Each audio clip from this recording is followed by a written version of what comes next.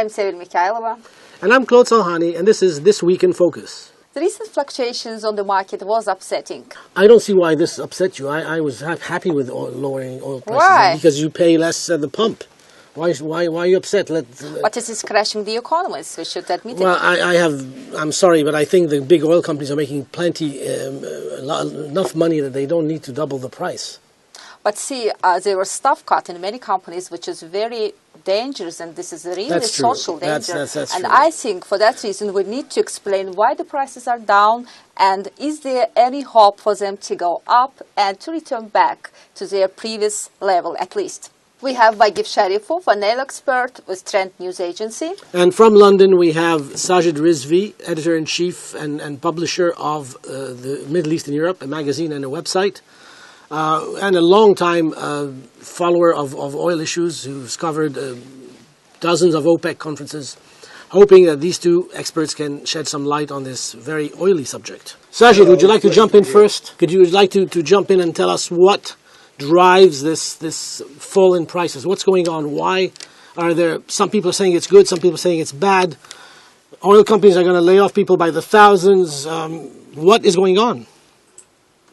Well, first of all, there's obviously a lot of panic about it, just because when the price was hitting $100 or more, everyone thought that this was going to last. But let's not forget that in my memory of covering OPEC, the price used to be $14 a barrel, $10 a barrel.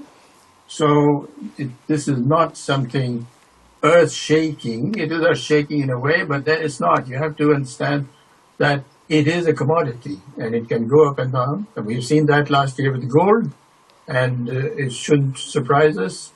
The thing that we should perhaps consider that it is happening at a time of great political volatility. Exactly. Because previously, when the prices were going down, the political situation wasn't as fraught as it is now. So are you saying, Sajid, let me interrupt you for a second, are you saying that this is politically driven, that the fall in oil prices is directed from somewhere, some power that is No, not necessarily. I think there are many different factors coming into play. I think one of the reasons why there has been a kind of sea change in the oil market is the fact that American oil production has gone up.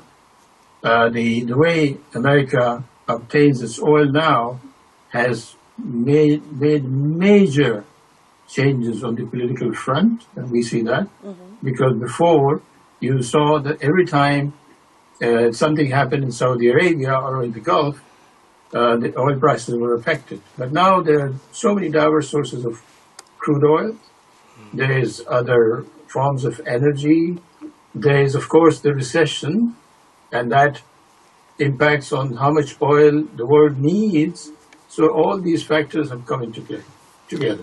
And now my question is to Vagiv. Sajid says that this is mostly the political matter which changes the oil market. And how do you think, is the political factor or there is also or the economic factor affecting the oil prices? First of all, I think it depends on what side are you on. I mean, if you are an oil company and you have invested $10 billion to the oil field, so your main goal is to get back this investment as quickly as possible. So you want the oil price should be as high as possible, because the investment you get back, you reinvest again.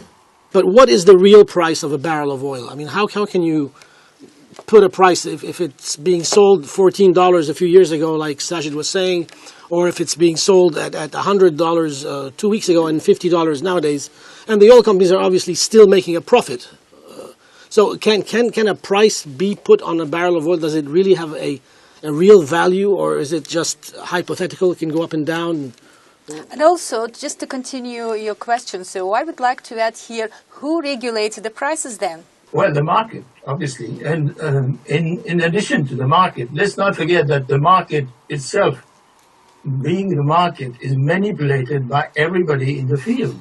The players, the suppliers, the consumers, So when people say that how is such a thing regulated, the simple answer is that the regulation, the act of regulation, the phenomenon of regulation is dependent on so many different factors. For example, the unit cost, you were saying, Claude, about the cost of oil, the unit cost differs so dramatically depending on which country you're talking about. Look at Saudi Arabia. It's one of the most expensive unit price compared to, for example, Norway. Or I could give the example of Azerbaijan, for example. Or you can look at Brazil. The cost per unit in Brazil is dramatically different from the cost in Saudi Arabia. Right. So you have all these situations, and the Americans at the moment are in a kind of honeymoon because they got this wonderful new source of oil, but the cost per unit in the U.S. is not very economically feasible. It's not something that can be sustained. Vagif, what do you think? I think, I think there is no possibility to understand the real price for oil or any kind of good.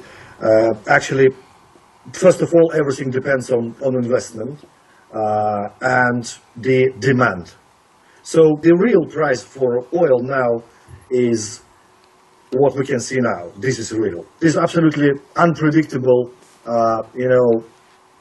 Even mathematically, even physically, or any technician to predict the price and to regulate it as OPEC, does. Yeah. I think the main thing is that perhaps this again, this has been said before, this again should be a lesson to oil exporters and oil producers, that when you get $10 in your pocket, don't go rush out and spend all the $10. You need to spend as much as you think you need to and keep some of that aside for days like this. Right. I mean, we have an excellent example in Norway, for example, that they have managed their oil reserves, the oil revenues, much better than, for example, the United Kingdom. Yep. We had a referendum last year in the UK, and the referendum was predicated on this idea, this foolish idea, daft idea, that the price would stay the same and Scotland would prosper as a result of a price that was last year. And look what happened. And now the calculations in Scotland are having to be revised. Cyril, but, answering for your question, who should regulate the oil market, I can say that the last situation with oil prices, which started to decline since the last fall, shows that that OPEC is playing games, instead of trying to boost the efficiency of the oil market. So sorry to interrupt you. And this very point, my question is, do the world really need OPEC? So if the prices are regulated by the market.